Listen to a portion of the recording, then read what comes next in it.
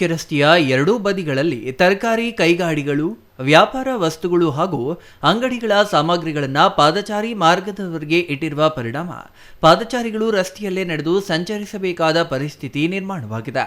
ಇದರಿಂದ ವಾಹನಗಳ ನಡುವೆ ಸಂಚರಿಸುವುದು ಅಪಾಯಕಾರಿಯಾಗಿ ಪರಿಣಮಿಸಿದ್ದು ಅಪಘಾತ ಸಂಭವಿಸುವ ಭೀತಿ ಹೆಚ್ಚಾಗಿದೆ.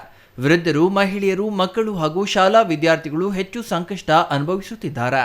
ಪಾದಚಾರಿ ಮಾರ್ಗಗಳು ಸಾರ್ವಜನಿಕರ ಸುರಕ್ಷಿತ ಸಂಚಾರಕ್ಕಾಗಿ ನಿರ್ಮಿಸಲಾಗಿದ್ದು ಅವು ಅತಿಕ್ರಮಣಕ್ಕೆ ಒಳಗಾಗಿರುವುದರಿಂದ ತಮ್ಮ ಉದ್ದೇಶವೇ ಹಾಳಾಗಿದೆ ಎಂದು ಸಾರ್ವಜನಿಕರು ಆಕ್ರೋಶ ವ್ಯಕ್ತಪಡಿಸಿದ್ದಾರೆ.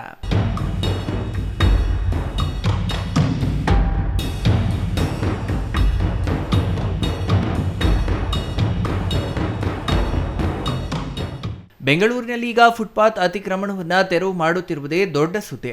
ಆದರೆ ಗೌರಿಬಿದನೂರಿನಲ್ಲಿ ಮಾತ್ರ ನಮಗೂ ಫುಟ್ಪಾತ್ಗೂ ಸಂಬಂಧವೇ ಇಲ್ಲ ಎನ್ನುವ ಸ್ಥಿತಿ ನಿರ್ಮಾಣವಾಗಿದೆ. ಅಂಗಡಿ ಮುಂಗಟ್ಟುಗಳವರು ತಮ್ಮ ಅಂಗಡಿಗಳಲ್ಲಿನ ವಸ್ತುಗಳನ್ನು ಫುಟ್ಪಾತ್ ರಸ್ತೆಯಲ್ಲಿ ರಾಜಾರೋಷವಾಗಿ ಪ್ರದರ್ಶನಕ್ಕೆ ಇಟ್ಟಿರುತ್ತಾರೆ. ಪಾದಚಾರಿ ರಸ್ತೆಯನ್ನ ಅಂಗಡಿಗಳವರೇ ಅತಿಕ್ರಮಿಸಿಕೊಂಡಾಗ ಪಾದಚಾರಿಗಳು ವೇದಿಯಿಲ್ಲದೆ ರಸ್ತೆಗಿಳಿದು ಸಂಚರಿಸುವಂತಾಗಿದೆ. ನಗರದ ಜನನಿಬಿಡ ಪ್ರಮುಖ ರಸ್ತೆಗಳಾದ ಎಂಜಿ ರಸ್ತೆ, ಬಿಎಚ್ ರಸ್ತೆ, ಬೆಂಗಳೂರು ರಸ್ತೆ, ಹಿಂದೂಪುರ ರಸ್ತೆ, ಸಂಗೊಳ್ಳಿ ರಾಯಣ್ಣ ವೃತ್ತ, ಮಹಾತ್ಮ ಗಾಂಧಿ ವೃತ್ತಗಳಲ್ಲಿ ಪಾದಚಾರಿ ರಸ್ತೆಗಳನ್ನು ಕೈಗಾಡಿಗಳು, ಅಂಗಡಿಗಳವರು ಅತಿಕ್ರಮಿಸಿಕೊಂಡು ಫುಟ್ಪಾತ್ ರಸ್ತೆಯೇ ಮಾಯವಾದಂತಾಗಿದೆ. ಇನ್ನು ಕೆಲವು ರಸ್ತೆಗಳಲ್ಲಿ ಫುಟ್ಪಾತ್ ರಸ್ತೆಗಳೇ ದ್ವಿಚಕ್ರ ವಾಹನಗಳ ಪಾರ್ಕಿಂಗ್ ಲಾಟ್ಗಳಾಗಿ ಪರಿಣಮಿಸಿದೆ. ಇನ್ನು ಕೆಲವು ಫುಟ್ಪಾತ್ಗಳಲ್ಲಿ ಶಾಶ್ವತವಾಗಿ ಅಂಗಡಿಗಳನ್ನೇ ನಿರ್ಮಿಸಿಕೊಂಡಿದ್ದಾರೆ. R Manjunath, CTV news, Gauribidanur.